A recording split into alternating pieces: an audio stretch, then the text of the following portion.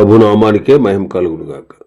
కూడి వచ్చిన మీ అందరికీ, కర్బెల ఆత్మీయ సహవాస సంఘ విశ్వాసులందరికీ మన ప్రభువును ఆయన ప్రియ కుమారుడునైన యేసుక్రీస్తు వారి శ్రేష్టమైన నామలో శుభములు మరియు అందరికీ వందనాలండి.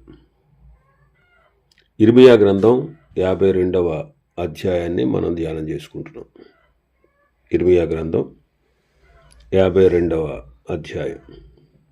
ఈ అధ్యాయంలో యెరూషలేము పతనాన్ని, నాశనాన్ని మనం చూసాం.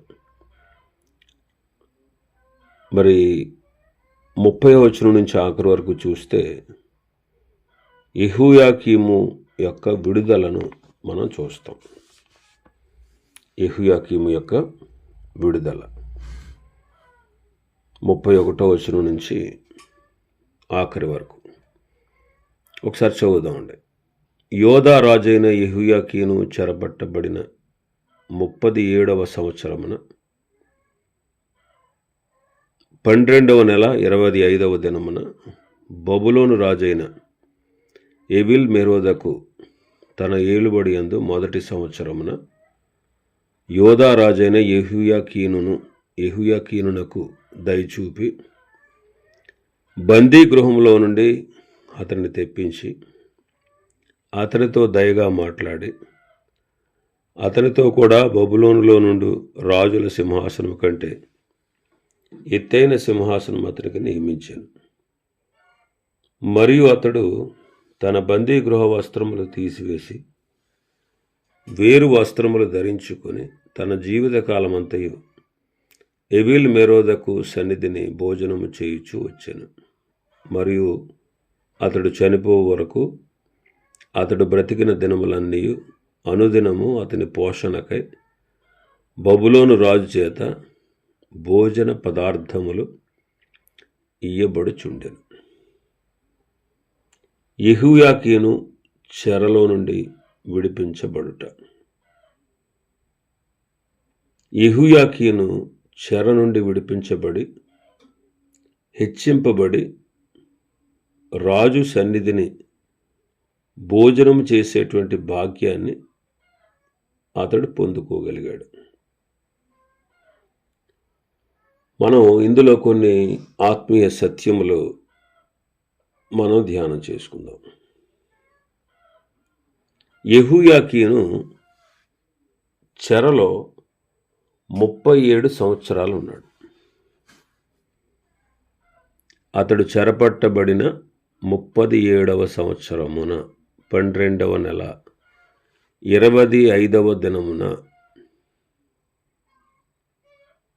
అంటే 37 సంవత్సరాలు చెరలో ఉన్నాడు. మానవులందరూ కూడా పాపపు చెరలో ఉన్నారు. మానవులందరూ కూడా పాపపు చెరలో ఉన్నారు. మన తండ్రి దేవుడే.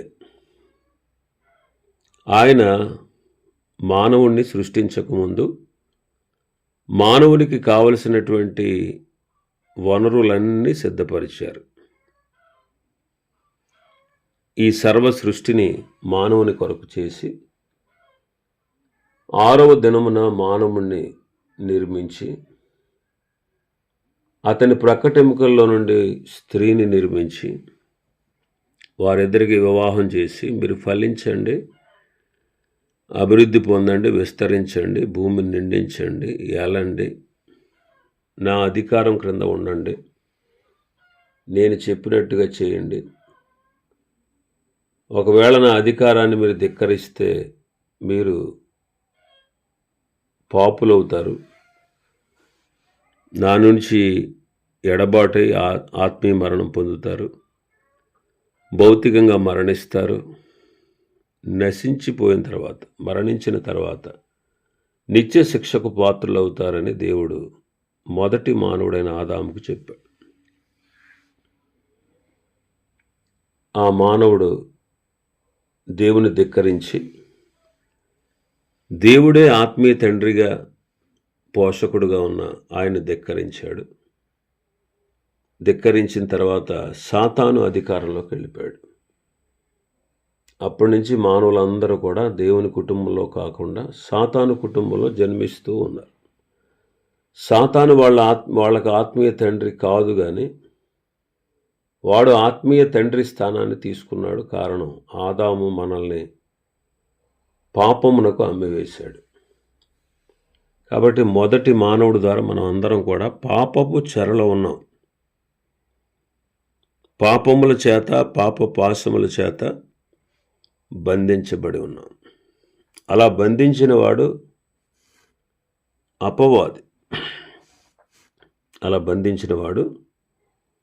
అపవాది.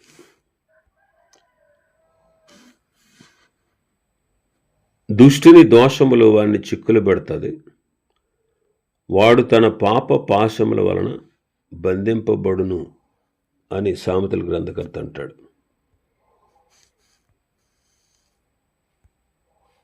ఇంకా మనం చూస్తే లూకాసు వార్త 13వ అధ్యాయం 16వ వచనాన్ని ఒకసారి చదివితే, 18 ఏండ్ల నుండి సాతాను బంధించిన అబ్రహాము కుమార్తె అయిన ఈమెను నేను విడిపింపదగదా అంటారు ప్రభు.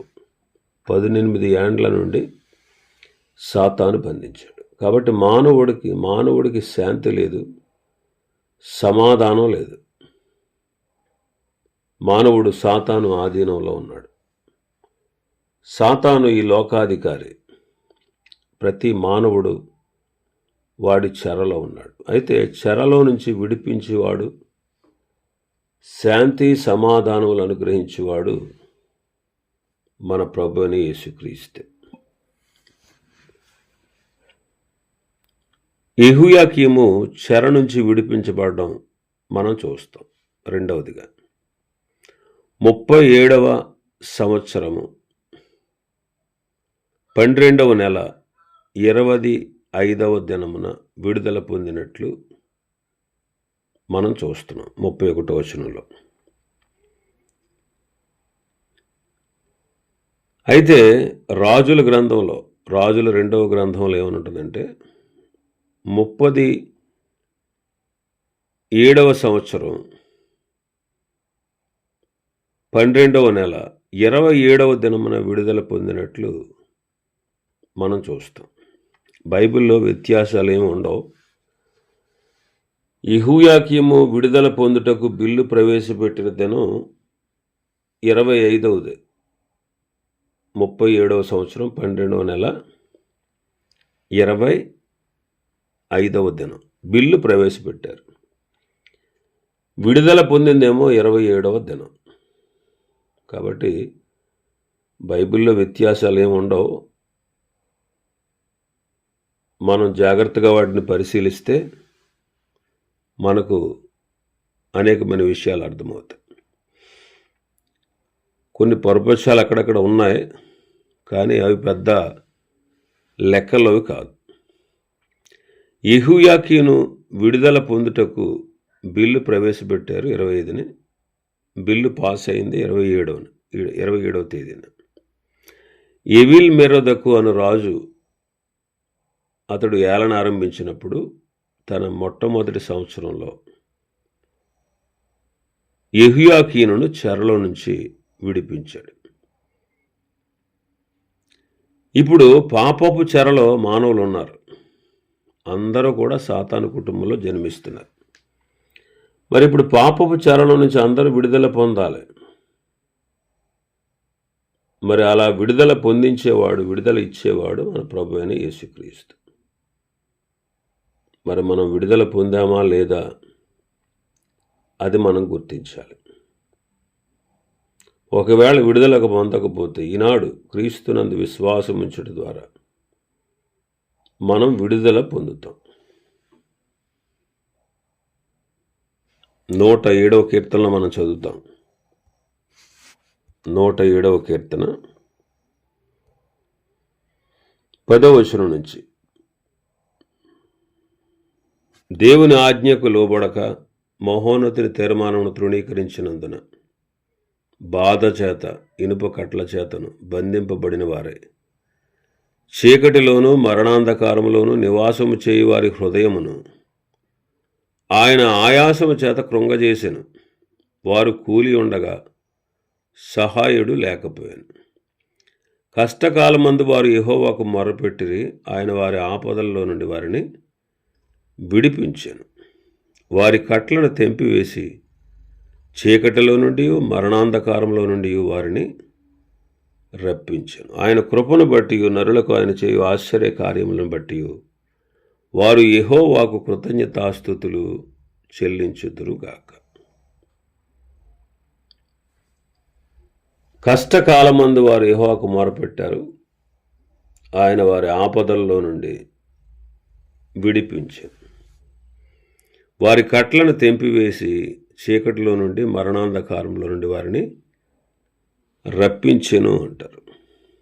ఇంకా 116వ కీర్తనలో మనం చదివితే, యెహోవా నిజముగా నేను నీ సేవకుడను, నీవు నా కట్లు విప్పి ఉన్నావు, నేను నీకు కృతజ్ఞతాస్తుతులు చెల్లించదను అంటాడు. కాబట్టి దేవుడే పాపపు కట్లు విడిపించేవాడు. మనలను విడిపించేవాడు మన ప్రభు అయిన యేసుక్రీస్తే. అందుకే ప్రకటన గ్రంథం 1వ అధ్యాయం 6వ వచనం చదివితే, మనలను ప్రేమించుచు తన రక్తం వలన మన పాపముల నుండి మనల్ని విడిపించిన వానికి, పాపముల నుంచి విడిపించిన వానికి, కడిగిన వానికి మహిమ ప్రభావములు యుగయుగములు కలుగునుగాక అంటారు. పేతురు మొదటి పత్రిక 1వ అధ్యాయం 18వ వచనం, పితృపారంపర్యమైన మీ వ్యర్థ ప్రవర్తన విడిచిపెట్టినట్లుగా వెండి బంగారముల వంటి క్షయ వస్తువుల చేత మీరు విమోచింపబడలేదు, అమూల్య రక్తము చేత, అనగా నిర్దోషమును నిష్కలంకమునైన గొర్రె పిల్ల వంటి క్రీస్తు రక్తము చేత మీరు విమోచింపబడ్డారు అంటాడు. మీరు విమోచింపబడ్డారు. కాబట్టి మనల్ని విడిపించేవాడు ప్రభువే. హెబ్రీ పత్రిక 2వ అధ్యాయం 14-15 వచనాలు చదివితే, కాబట్టి ఆ పిల్లలు రక్తమాంసములు గలవారైనందున ఆ ప్రకారమే మరణం యొక్క బలము గలవానని, అనగా అపవాదిని మరణము ద్వారా నశింపచేయుటకును, జీవితకాలం అంతయు మరణ భయము చేత దాస్యమునకు లోబడిన వారిని విడిపించుటకును ఆయన కూడా రక్తమాంసంలో పాలివాడయ్యాడు.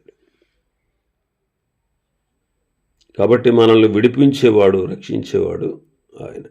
3వది, ఎవిల్ మెరోదకు అతనితో దయగా మాట్లాడాడు అని చదివాం. అతనితో దయగా మాట్లాడాడు, దయగా మాట్లాడాడు. దయ చూపించాడు అని ఉంటుంది 31వ వచనంలోనే. మన ప్రభువు కూడా మన ఎడల దయ చూపించాడు, మనలను రక్షించాడు, మన పాపాలు క్షమించాడు, అవి ఇక ఎన్నడూ జ్ఞాపకం చేసుకోను అన్నాడు. కాబట్టి మన మీద దయ చూపినవాడు ఆయన. ఎవరు మన మీద దయ చూపరు, కానీ ప్రభువు మాత్రమే దయ చూపించేవాడు. ఆయన దయ, ఆయన కృప, ఆయన కనికరం, ఆయన కరుణ మనల్ని రక్షించింది. ఇంకా మనం చూస్తే, అతని పీఠమును బబులోను నందుండు రాజుల సింహాసనం కంటే ఎత్తుగా అతనికి సింహాసనాన్ని నియమించాడు. మనం కూడా ఒకప్పుడు దైవోగ్రతకు పాత్రులం. ఆయన కరుణా సంపన్నుడై ఉండి మన అపరాధముల చేత పాపముల చేత చచ్చిన వారై ఉన్నప్పుడు సైతం మన ఎడల తన మహాప్రేమను చూపించి మనలను క్రీస్తుతో కూడా బ్రతికించి కృపచేత రక్షించాడు. అంతేకాదు, పరలోకమందు ఆయనతో కూడా సింహాసనం మీద కూర్చుండబెట్టెను అని ఎఫెసీ పత్రిక 2వ అధ్యాయం 3-7 వచనాల్లో చదువుతాం. ప్రభు మన పట్ల చూపిన కార్యం ఎంతో అమూల్యము, ఎంతో అద్భుతం. యెహోయాకీనును బబులోను నందున్నటువంటి సింహాసనాలన్నిటికంటే అతని సింహాసనాన్ని ఎత్తుగా చేశాడు. కానీ మనకైతే మన ప్రభు పరలోకమందు కూర్చుండబెట్టాడు. ఇది ఎంత గొప్ప భాగ్యమో చూడండి. పరలోకం ఎక్కడ ఉంది? ఆకాశ మండలం కంటే ఎత్తుగా, మరీ ఎత్తుగా ఉంది. మరి యేసుక్రీస్తు ప్రభువును తండ్రి అయిన దేవుడు అన్నిటికంటే అధికంగా హెచ్చించి సంఘమునకు శిరస్సుగా నియమించి సమస్తము ఆయన పాదాల క్రింద ఉంచి సమస్తమునకు పైన సంఘమునకు శిరస్సుగా ఆయన నియమించాడు. సంఘం ఆయన శరీరం, మనం ఆయన శరీరంలో అవయవాలం. మరి శరీరంలోని పాదాలు కూడా. కాబట్టి సంఘమును కూడా సమస్తమునకు పైన ఉంచాడు అని మనకు అర్థమవుతుంది. కాబట్టి ప్రభువు మనకిచ్చే భాగ్యం ఎంత గొప్పదో మనకు తెలుస్తుంది. ఇంకా 5వదిగా అతడి బందీగృహ వస్త్రాలు తీసివేశాడంట. అతని బందీగృహ వస్త్రాలు తీసివేశాడు. 33వ వచనం. మరియు అతడు తన బందీగృహ వస్త్రములు తీసివేసి వేరు వస్త్రములు ధరించుకొని. బందీగృహ వస్త్రాలు తీసివేశాడు, వేరు వస్త్రాలు ధరించుకున్నాడు. ఈనాడు కూడా మన పాత వస్త్రాలు మన స్వనీతి క్రియలు అన్నమాట. మన స్వనీతి క్రియలైనటువంటి ఈ మురికి గుడ్డల్ని మనకు తీసేసి మనకు వస్త్రాలు ధరింపచేసి. ఆదాము అవ్వలు కూడా చూడండి, తమ స్వనీతి క్రియలు చేశారు. అంజురు బాగులు కచ్చడాలుగా కుట్టుకుని వారు తమ యొక్క సిగ్గును కప్పుకున్నారు. మరి వాళ్ళు కప్పుకున్న వస్త్రాలను దేవుడు అంగీకరించలేదు. చర్మపు చొక్కాయలు వారికి తొడిగించాడు. కాబట్టి మన స్వనీతి క్రియలు ఆయన అంగీకరించాడు. మన క్రియల వల్ల మనం దేవుని చేత అంగీకారంగా చేయబడలేం. దేవుడే మనల్ని అంగీకరించాలంతే. కాబట్టి ప్రభు మనల్ని ప్రేమించి మనకు కూడా వస్త్రాలు ధరింపచేశాడు. రక్షణ వస్త్రము, నీతి అను పైబట్ట, స్తుతి వస్త్రము, ఈ వస్త్రాలను మనం ధరింపజేశాడు. ఇంకా మనం క్రీస్తునే ధరించుకున్నాం. శ్రేష్టమైనటువంటి గుణలక్షణాలు మనకు ధరింపజేశాడు. ఆఖరికి మనం క్రీస్తునే ధరించుకున్నాం. ఇది ఎంత గొప్ప భాగ్యమో చూడండి. కాబట్టి మనలో క్రీస్తు యొక్క జాలిగల మనస్సు, దయాళత్వం, వినయం, దీర్ఘశాంతం, సాత్వికం, సంపూర్ణమైన ప్రేమ, ఇవన్నీ మనలో ఉండేటువంటి గొప్పతనాన్ని బట్టి రాలేదు. కానీ క్రీస్తే మనలో ఉన్నారు. మనం క్రీస్తును ధరించుకున్నాం కాబట్టి క్రీస్తు యేసు లాంటి గుణగణాలు మనకు అబ్బుతూ ఉన్నాయి. ఈ క్రీస్తును మనం లోకానికి కనుపరుస్తున్నాం. చూడండి, ఎంతోమంది మిషనరీలు, భక్తులు క్రీస్తు ప్రేమను లోకానికి చాటి చెప్పారు. క్రీస్తు ప్రేమతో వారిని ప్రేమించి వారి జీవితాలను పణంగా పెట్టారు. క్రీస్తును లోకానికి వారు చూపించారు. ఈనాడు మనం ఎలా ఉన్నామో మనలో మనం పరీక్షించుకోవలసినటువంటి వారంగా ఉన్నాం.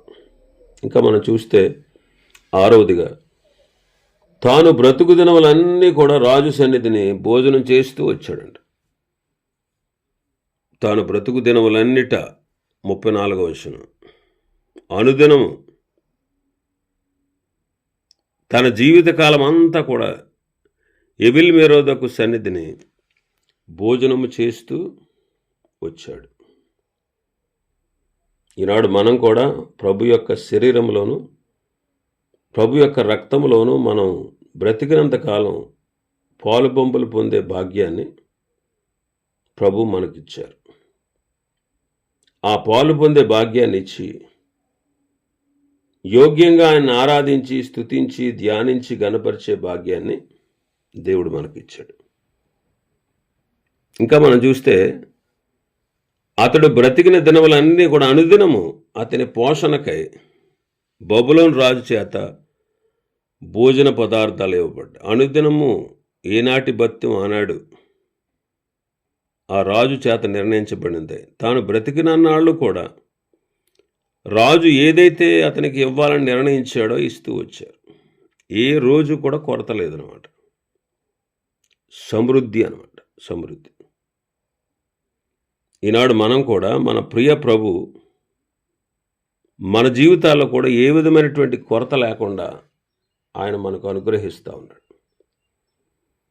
అందుకే ప్రభు నేర్పిన ప్రార్థనలో ఉన్నది కూడా ఏంటంటే, మా అనుదిన ఆహారము నేడు మాకు దయచేయము.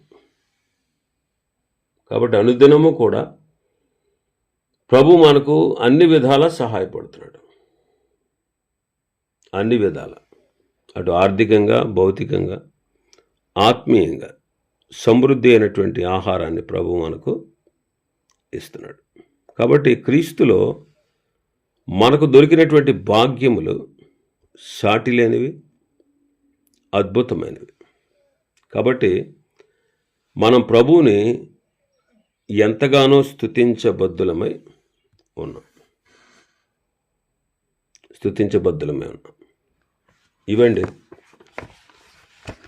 ఇర్మియా గ్రంథంలో ఉన్నటువంటి విషయాలు. ఇంతవరకు దేవుడు తన దయచేత, తన జ్ఞానము చేత ఇర్మియా గ్రంథంలో ఉన్నటువంటి విషయాలు ధ్యానించుకోవడానికి దేవుడు దయ చూపించాడు. మరి రేపటి దినం తర్వాత పుస్తకాన్ని మనం ధ్యానం చేద్దాం. దేవుడి వర్తమాన వాక్యాన్ని మన వినికిడిలో ఆశీర్వదించునుగాక. ఆమేన్.